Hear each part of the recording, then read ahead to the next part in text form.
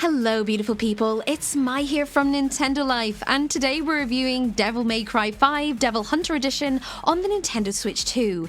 This review was originally written by the stupendous Ollie Reynolds and made into a video by yours truly. Now without further ado, let's get stuck in.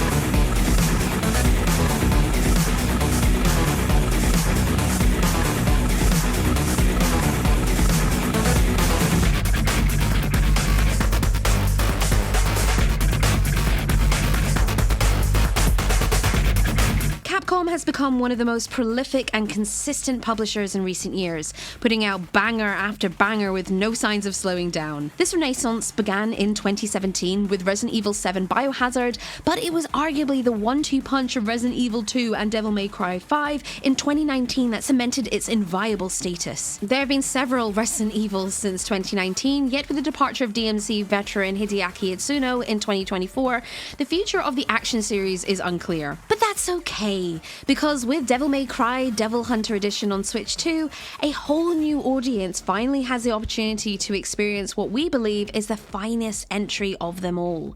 If you're not caught up with the series, don't worry. DMC includes a video detailing the story so far. It's hardly comprehensive, but it's enough to prepare you for the story ahead. In a nutshell, 3 protagonists, Nero, V, and Dante, band together to defeat a powerful demon called Urizen. To say any more would venture into spoiler territory, but DMC5's narrative is a well-paced roller coaster from start to finish. If you're familiar with previous titles, you'll know what to expect in terms of gameplay. As you progress, you'll encounter dozens upon dozens of enemies to dispatch. These encounters are often confined to small arenas with the exit blocked until you beat them all, with the game awarding you with a style rank after each skirmish. So while you might be able to get by with some frantic button mashing, you're encouraged to mix up your approach, string together combos and taunts to boost your rank. The good news is that every character has unique abilities to help you achieve this, along with their own badass musical score to boot. Nero is perhaps the most balanced, combining his Red Queen sword and Blue Rose revolver to great effect. Nero also makes use of the Devil Breaker, a customizable cybernetic arm that boasts several different abilities. You can carry multiple Devil Breakers at once, which is wise considering how fragile they are. Using a charged shot, voluntarily destroying it, or getting hit while executing a breaker attack will all decrease your supply. But it's also a wonderful way to incentivize experimentation. Your first Devil Breaker, christened Overture, unleashes a blast of electricity which eviscerates smaller enemies in one go and cuts down huge chunks of boss health. Subsequent breakers do everything from firing homing missiles to powering up Red Queen and Blue Rose. Amusingly, one of our favourites is Mega Buster, a Mega Man-inspired blaster that fires 3 shots in a quick succession when charged. Moving on to Dante, the series' overarching protagonist carries over his ability to swap fighting styles from previous entries.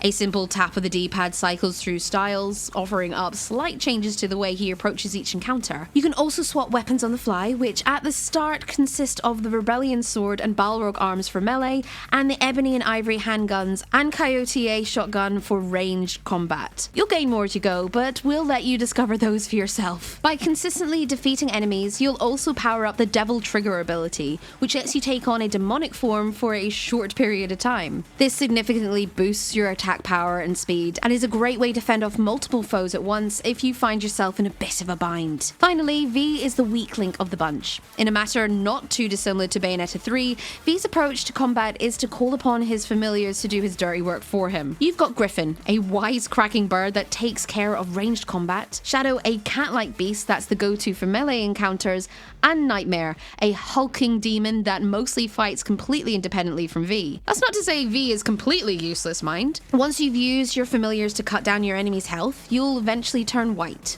At this point, you can use V's cane to teleport to your injured foes, impaling them instantly to finish them off. That said, despite the ability to directly control the actions of both Griffin and Shadow, V's sections never feel as satisfying as Nero and Dante's. You gotta keep V himself out of harm's way, but still position yourself adequately so you can keep an eye on the combat taking place in the background. As such, you feel somewhat disconnected from the action. We felt similarly whenever using the Demon Slave mechanic in Bayonetta 3. Thankfully, V's sections are relatively few and far between, between, particularly as you get further into the story. Dante and Nero more than make up for his shortcomings. There is, of course, a fourth playable character that is initially introduced in the special edition release, Dante's brother Virgil. He has his own take on the campaign, which largely feels like a fun, albeit cannon-breaking jaunt. Just don't take it too seriously. That said, Virgil's speed and power are unmatched, and he's great fun to wield once you're done with the main story. Speaking of the special edition release, the new Devil Hunter edition on Switch 2 is mostly a straight port of the former. The big draw with this one is the ability to play as Virgil, but you've also got a few extra colours and devil breakers to make use of. Unfortunately, one of the special edition's best additions,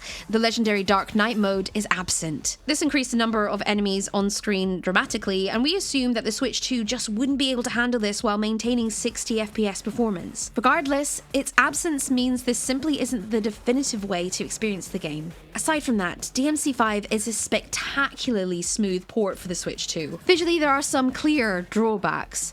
You'll immediately notice the fuzzy hair effects from other Capcom ports, while handheld gameplay can look messy at times. That said, there was never a point where we thought it looked bad, and you're getting exceptionally smooth frame rates for the majority of the game. This is simply another shining example of what's possible on Nintendo's console, and one of the best action games on the market. Now do Dead Rising, Capcom! Devil May Cry 5 Devil Hunter Edition is another great Capcom port for the Switch 2, maintaining that crucial 60 FPS gameplay without completely tanking the visual presentation. There are a few blemishes, mind you, and the absence of an entire mode means this isn't the definitive release of the game. If you've never experienced DMC5 before, however, you're in for a treat. This is one of the best action games out there and the finest DMC entry so far. We here at Nintendo Life give Devil May Cry 5 Devil Hunter Edition on the Nintendo Switch 2 an 8 out of 10.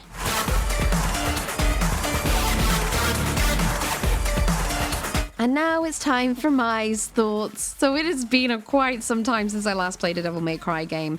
I played the original series, the original trilogy, and I recall playing the reboot DMC back when little Dante was turned into a little emo kid, which was really fun. I really enjoy the Devil May Cry series because of how high impact, and with the juggling mechanic as well, it's always a big highlight for me. So when I dived into Devil May Cry 5, it was a whale of a time, but also I felt so completely lost with the story. So again, I was really grateful that there was a story so far, although it did leave me scratching my head even more by the end of it. But the biggest thing that I will definitely give a big gold star to with this game is how they managed to make the game even more cinematic and just completely bonkers. Anything down from like the opening cinematic after the prologue with the van was just wonderful. And it's times like that that really make me appreciate the art of video games. I was also really pleasantly surprised with the differences between each of the protagonists I got to play.